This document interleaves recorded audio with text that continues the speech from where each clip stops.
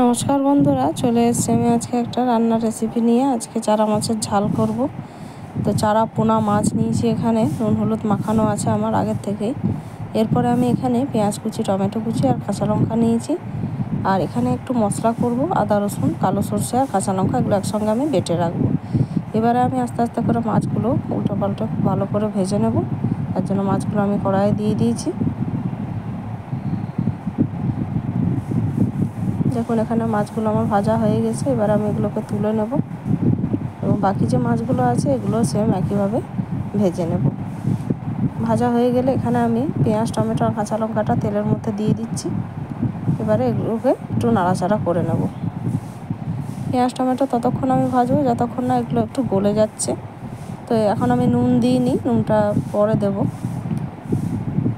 দেখুন, এখানে পেঁয়াজ টমেটো গলে গেছে। এরপরে যে সরষা বাটাটা ছিল এটা আমি এর মধ্যে দিয়ে খুব ভালো করে এটাকে কষে নেব।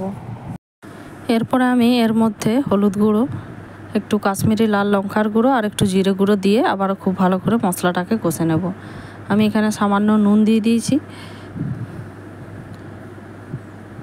এরপরে এই মশলাটা ততক্ষণ অবধি কষবো যতক্ষণ না এটার থেকে তেল ছেড়ে যাচ্ছে। তো দেখুন, এখানে মশলাটা আমার কষা হয়ে গেছে। এবার আমি এটা জল দিয়ে দেবো। জল দিয়ে আমি এটাকে কিছুক্ষণ ফুটতে দেবো। তো ঝোলটা ফুটে উঠলে আমি এখানে দেখুন ভাজা যে মাছগুলো ছিল এগুলো সব দিয়ে দিয়েছি। এরপরে এটাকে আমি আরেকটু শুকনো শুকনো করে নেব। তো তারপরে আমি কিছু কাঁচা লঙ্কা এর মধ্যে দিয়ে দেবো। আর ঝোলটা আরেকটু মরে গেলেই আমি এটাকে নামাবো। তো তার জন্য আমি কিছুক্ষণ এটাকে ফুটিয়ে নিচ্ছি।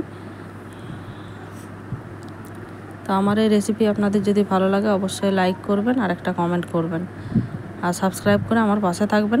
ধন্যবাদ।